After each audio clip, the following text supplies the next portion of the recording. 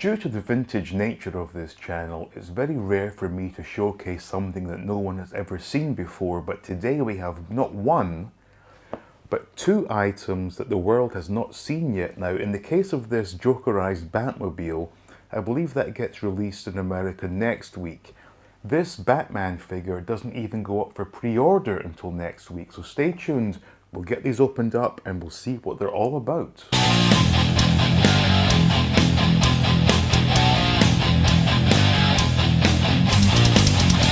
Welcome back. Now here we are with the gold label Jokerized Batmobile complete with Joker figure. Now in America this is being sold as an Amazon exclusive, and I did pre-order it when it went up because I foolishly thought exclusive meant exclusive, but it's available here in Thailand. And I should mention as well, not only am I not paying the import charges that Amazon were going to charge me, I also paid a lot less than Amazon's asking price. Now the side of the box shows the Batmobile with the Joker in there. This is a repaint of the comic book Joker we got a few waves back. The top of the box has a really classic, iconic even, classic TV series Batman logo, which I like. Nothing much else to write about on the box. So let's get this thing opened up and we'll take a look at this Jokerized Batmobile. Here we are with our Jokerized Batmobile, and yes, this is 100% a repaint of the original Batmobile we got during the first wave of McFarlane's DC Retro line. It has obviously been updated with different colors. We have some printing on the side with the Joker logo. On the hood, we have the Joker's face. And aside from that, everything else is exactly as it was on the original Batmobile, which means it's scaled slightly too small for the figures. There is a solution to that if you're lucky enough to have Mattel's 6-inch scale Batmobile. The McFarlane figures look great in that Batmobile, but everything is as it was on the standardized Batmobile. We've got sort of rubbery tubes here. Up here, these are still very rubbery. Nothing has been changed. Interior wise, same exact setup. It is a nice looking Batmobile. It's just a shame it's slightly too small for the figures. Now I will say, it's got a very smooth rolling action. I'm really happy with that, although I'm not going to be rolling it on the floor. It's going to be on display. But as a unique item, it's nice to have. Even the bottom is done in purple. It's very unique looking. Now, unfortunately, on the TV show, the Joker had his own Jokermobile, which obviously is not this. I have to assume that this may have been part of the comic book series, which I have not read in its entirety, so I can't fully comment on that. But for my display purposes, I'm really going to enjoy having this. Now, I'm sure you're all wondering, was the included Joker on a card? Well, the answer is, sadly not. He comes in a bag. So if you are an on-card collector, this will not be good news for you. But let me just get this thing sliced open and we'll take a look at the figure.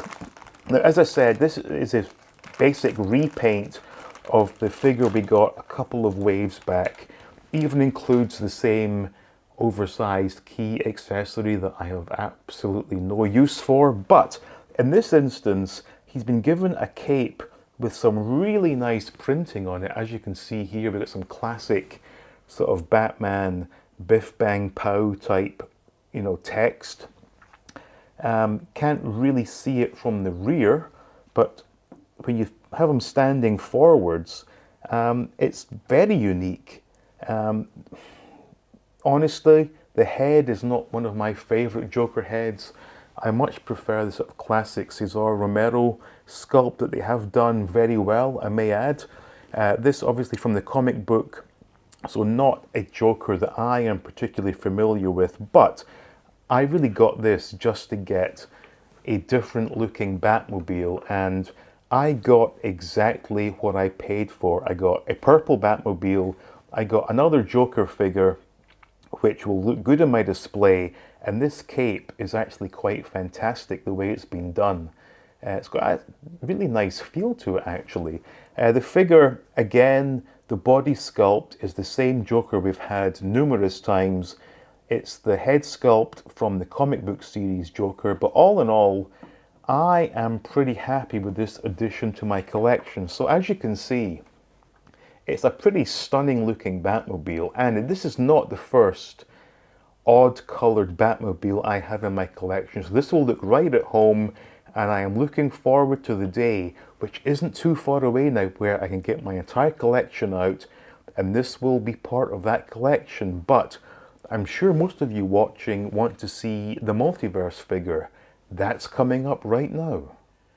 As a strictly 1966 Batman collector, I have had no interest in McFarlane's Multiverse until now. This is Adam West as Batman in the Multiverse scale. Now, I have all the Adam West Batmans in the DC Retro line, and I can tell already this is a far superior product. I do apologize for the glare, and if you are new to the channel, rest assured things will be improving vastly within the next few weeks when I move into the new house and I can start making more professional videos. But from a packaging standpoint, this looks really impressive. We've got the classic TV series Batman logo, and we can see everything that's included. We've got a bat radio, batarang, 4 additional hands. On the side, we just get this sort of classic TV series logo, Batman, and it does say there, Batman, classic TV series. Now on the back, I have a big sticker on mine with a lot of, looks to me to be Japanese and Chinese writing. I'm assuming that can peel off. I won't be doing that on camera, but that is a great shot of Adam West right there. But let's get this figure out of the package and see what he is all about.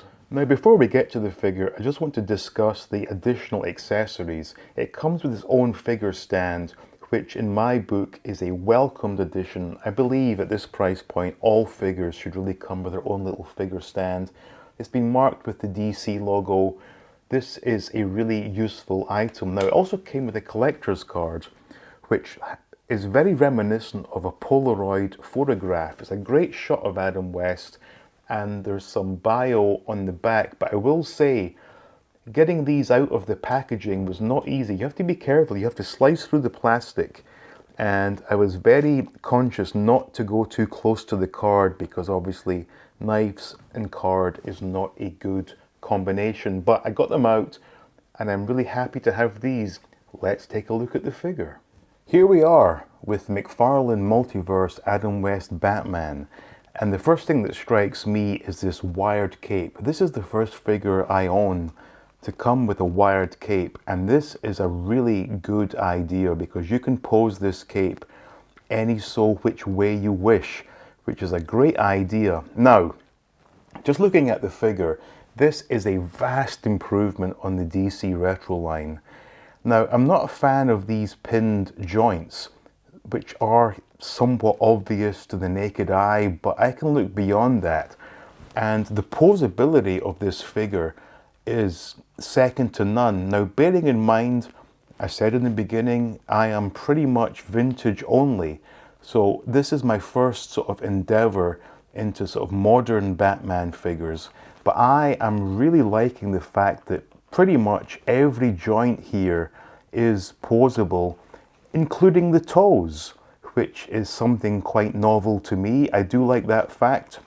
Now, in terms of the likeness to Adam West, I think they've done a pretty damn good job on the head sculpt, which I should mention as well. You can put his head up, head down, left and right, but I think most of us will be posing him looking forwards.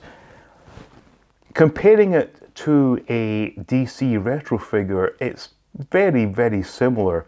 Obviously being a slightly larger scale, there's a bit more detailing in the face. But overall, this is, without question, my best Adam West Batman figure from McFarlane. Now, are they going to do more of these in the Multiverse line?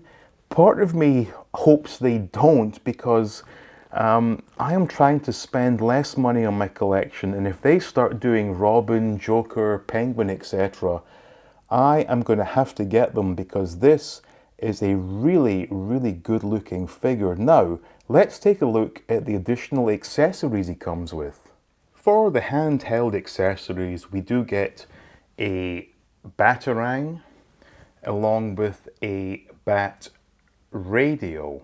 However, we have two more additional sets of hands, two of which are pointy fingers, which I'm not entirely sure have been sculpted at all well. This one is definitely the gripping hand, as you can see here, but this pointing finger does look to be a bit off skew, so I'm not sure if anyone will be using that. I know that I won't be. I suspect most people are going to opt for the Batusi pose, which I think I may well end up doing because that is such a classic scene for the 1960s Batman show. So let me see how this looks. When we come back, we'll have Batman doing the Batusi. You shake a pretty mean cape, Batman. Here we are in the Batusi pose, and I've got to tell you, this figure has almost ruined the DC retro line for me because the ease with which I could put Batman into this pose just shows you the limitations of the retro line. Again, I have to stress, this is my first ever multiverse figure, but I have never worked with a figure that was so easy to pose. And again, just to go over the basics, every limb can be posed, even the torso can be turned, tilted, you know, swept back the way. Look at that pose right there.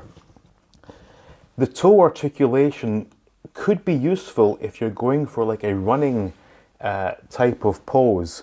I think for the purposes of my collection, I may well put him in the Batusi pose. Although in saying that, I do have a Mattel Batman in the sort of TV box doing the Batusi, so maybe that's overkill, but I am so impressed by this.